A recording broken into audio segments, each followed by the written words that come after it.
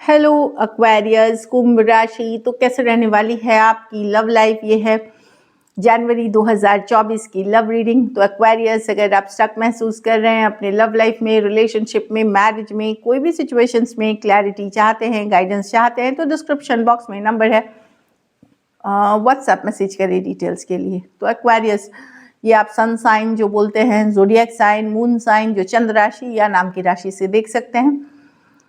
ये हम एक एक कार्ड पुल करेंगे ऑल द 12 मंथ्स के लिए, सभी 12 महीने के लिए, एक जनरल एनर्जी चेक करने के लिए। चलिए देखते हैं।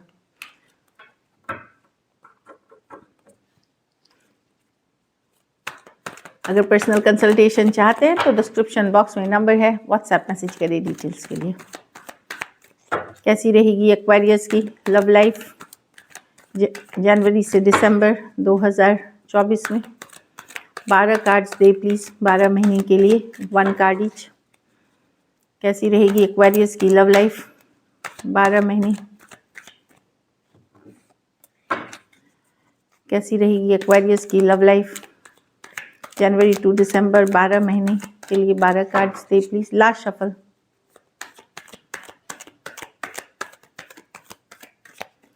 ये कार्ड जस्ट फ्लिप हुई ऐसे कि मुझे दिख जाए, एक जनरल एनर्जी से हम ले रहे हैं कि ओवरऑल एक एनर्जी क्या हो सकती है, जिसमें आ रही है उसी की सिर्फ ले रही हूँ, सारे राशियों की नहीं निकाली। ये पेज ऑफ कप्स, कोई लव ऑफर आता हुआ दिख रहा है मच यंगर पर्सन से एक्वेरियस आपके तरफ। ये न्यू पर्सन है, आपसे यंगर हो सकते हैं, सेम एज या यंगर हो सकते हैं। एक लव ऑफर हो सकता है, कुछ के लिए ऑनलाइन रिलेशनशिप हो सकती है, एक्सप्रेस लव करेंगे, अपनी दिल की बात बोलेंगे, प्रपोजल्स हैं।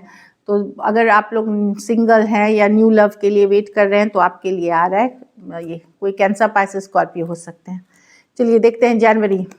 ओह वाह, न्यू बिगिनिंग्स, नई शुरुआत, कोई नई पर्सन के साथ, या कोई मैरिज की प्रपोजल, एंगेजमेंट की प्रपोजल, मैट्रिमोनी, मैरिज, रिश्तेदारी से, अरेंज मैरिज, लव मैरिज, कुछ भी हो सकती है। S of pentacle beautiful card है न्यू बिगिनिंग्स की, नई शुरुआत है। और ये नई शुरुआत में पोटेंशियल है आगे चल करके एक सॉलिड कमिटमेंट की। तो कोई टॉरस, वर्गो, कैप्रिकॉर्न आ सकते हैं, कोई भी राशि के आ सकते हैं, बट एक नई शुरुआत एस ऑफ पेंटिकल के साथ आप करते हुए दिख रहे हैं, जिसमें सामर्थ्य आगे चल करके एक स्ट्रॉन्ग रिश्ते की। वाओ जनवरी। फरवरी, आप पेशेंस है, फ्लो के साथ जा रहे हैं, आप रश नहीं करते हुए दिख रहे हैं। ऑल्दो रिश्ते आपके पास कुछ नए हैं, कुछ पुराने हैं, कुछ सिचुएशंस में आप हीलिंग करते हुए दिख रहे हो, लेकिन आप फ्लो के साथ जाना चाह रहे हो, कोई रश करते हुए नहीं दिख रहे हो, पेशेंस है। आप जल्दबाजी में कोई कदम नहीं लेना चाहते, चाहे वो पुराने रिलेशनशिप हो, नई रिलेशनशिप हो। और डिवाइन पे कहीं पे विश्वास है। यस, आप रिकन्सिलिएशन चाहते हो ओल्ड सिचुएशन में, नई सिचुएशन में आप आगे बढ़ना चाहते हो, बट स्लो जाते हुए दिख रहे हो फरवरी में। सेजिटेरियस हो सकते हैं। मार्च में आप स्ट्रेस्ड हैं, ओवर थिंकिंग कर रहे हैं, ओवर थिंकिंग कर रहे हैं, चिंतित हैं, छोटी छोटी बातें आपको रिलेशनशिप की परेशान कर रही हैं, कहीं पे ट्रस्ट नहीं कर पा रहे हैं आप पर्सन को, तो थोड़े से ज़्यादा स्ट्रेस दिख रहे हैं मार्च में। लेकिन ये स्ट्रेस सिर्फ नहीं है, ये ओवर थिंकिंग की भी कार्ड है, तो कहीं पे ज़्यादा ओवर थिंकिंग भी करते हुए दिख रहे हो। ना चाहते हुए भी आप स्ट्रेस, एंजाइटी, टेंशन पूरा दिन आपको रह सकता है, कोई छोटी बात घर कर जा सकती है, रिलेशनशिप से रिलेटेड, और परेशान दिख रहे हो मार्च में। अप्रैल में क्योंकि आप इतना परेशान हो, आप अपने आप को थोड़ा पीछे खींचोगे कि पुल बैक करोगे रिलेशनशिप्स, और आप देखना चाहोगे कि पर्सन क्या एफर्ट करते हैं। इसके लिए जो पर्सन है वो क्या एफर्ट करेंगे, उस पर आपका एक्शन निर्भर करेगा। अगर पर्सन की तरफ से पॉजिटिव एफर्ट होगा तो शायद आप थोड़ा सा बढ़े, नहीं तो आप मुंह मोड़ के रखेंगे, आप भी ज़्यादा एफर्ट नहीं करेंगे। मई में मिस करते हुए दिख रहे हैं, कोई पास्ट पर्सन को मिस करते हुए दिख रहे हैं, कोई एक्स को मिस करते हुए दिख रहे हैं, जिनके साथ एक टाइम रिलेशनशिप थी। ऑल्दो अभी आपने मुंह मोड़ लिया इस रिलेशनशिप को, बट मिसिंग वाली एनर्जीज है, वो दिन, वो समय, वो पल जो आपने बिताए थे, उसको काफ़ी मिस करते हुए दिख रहे हैं।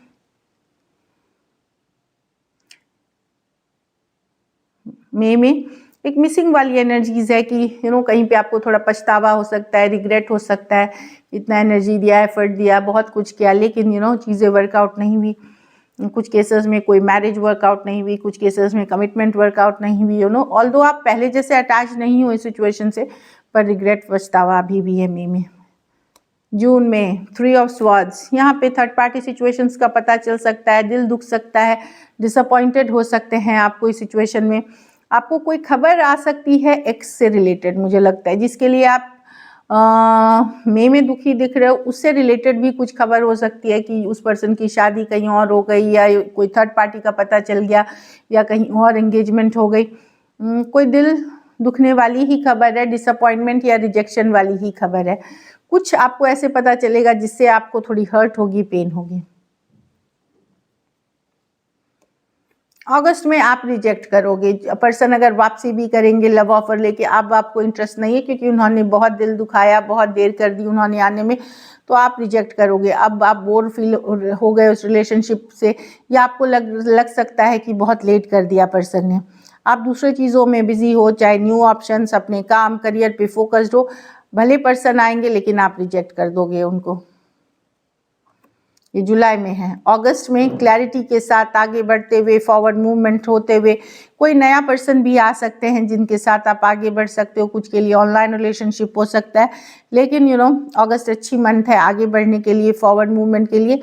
कुछ केसेस में कोई शादी ब्याह एंगेजमेंट भी तय हो सकती है, legal contract, legal document sign हो सकते हैं।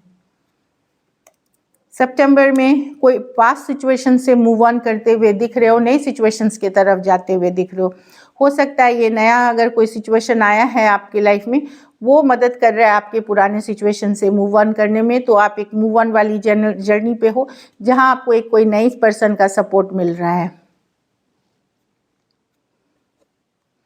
अक्टूबर में फॉरवर्ड मूवमेंट, किसी से ट्रैवल करके मिलने जा रहे हो, किसी से आगे बढ़ रहे हो, रिलेशनशिप आगे बढ़ रही है, नेक्स्ट लेवल पे जा रही है, फॉरवर्ड मूवमेंट हो रही है, आगे बढ़ रहे हैं लाइफ में, पीछे मुड़ के अब आपको देखना नहीं है, कुछ बहुत पॉजिटिव हो रहा है जिसके कारण आप आगे बढ़ रहे हैं। कुछ केसेस में ट्रैवल के दौरान आप कोई पर्सन से मिल सकते हैं। डेफिनेटली कुछ के लिए लॉन्ग डिस्टेंस भी हो सकती है, लेकिन आगे बढ़ते हुए मैं देख रही हूँ और काफ़ी पॉजिटिव रहेगी। अक्टूबर अच्छी दिख रही है। नवंबर में आपको ये लग सकता है कि 10 ऑफ वन, ठीक है आगे बढ़ रहे थे आप, लेकिन आपको लग सकता है बहुत काम हुआ है इस पे, बहुत हार्ड वर्क है, बहुत मेहनत है इसमें, या कोई ऐसी सिचुएशन अचानक से दिख सकती है कि इस रिलेशनशिप को बहुत आगे तक परसू करना आपको भारी लग सकता है, कि बहुत एफर्ट है, बहुत काम है। या ये भी आपको पता चल सकता है कि पर्सन की और जिम्मेदारियां हैं जिसके कारण सिचुएशन डिफ़िकल्ट हो रही है, कोई नई सिचुएशन निकल के आ गई बीच में, ये वाली भी एनर्जी मुझे दिख रही है 10 ऑफ वॉन्ड्स के साथ। तो कुछ है जो थोड़ा डिफ़िकल्टी और बर्डन सम लाएगी रिलेशनशिप में या सिचुएशन में ओवरऑल। फैमिली इश्यूज हो सकते हैं, समथिंग कास्ट इश्यूज हो सकते हैं, घर की जिम्मेदारियां इश्यूज हो सकती हैं नवंबर में। दिसंबर में एस ऑफ वॉन्ड्स, फिर एक नई बिगनिंग, नई शुरुआत, ये फिजिकल अट्रैक्शन पे बेस्ड है, बहुत ज़्यादा अट्रैक्टिव लगेंगे आप नई शुरुआत करते हुए।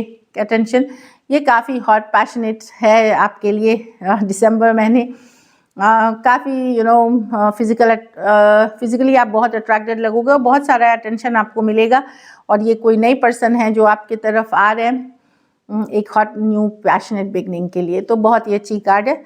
अब इसमें से मैरिज के मैं बता दूं, मैं यहाँ पे भी आपको बताऊं कि second half of the year, January Feb छोड़ करके second half of the year better है आपके इन टर्म्स ऑफ रिलेशनशिप। और अगर मैरिज के लिए देख रहे हैं, मैं जैन फेब के आसपास अगर अरेंज मैरिज इस तरह के, वो काफ़ी अच्छी टाइम है। और यहाँ पे मैं ये अगस्त में कुछ होते हुए दिख रही हूँ, एंगेजमेंट कुछ हो सकती है या फाइनली रोका हो गया, इस तरह की भी चीज़ें हो सकती हैं। और अक्टूबर, ऑल्दो दिसंबर, अक्टूबर, नवंबर, दिसंबर ठीक महीने हैं, तो इन महीनों में अगर आप मैरिजेबल एज में हैं और शादी के लिए रिश्ते देख रहे हैं तो ये सही है। कोई लेकिन आपके साथ एक नया ऑफर, एक नई लव तो आ ही रही है। So this is it. चलिए गाइडेंस देखते हैं एक्वेरियस।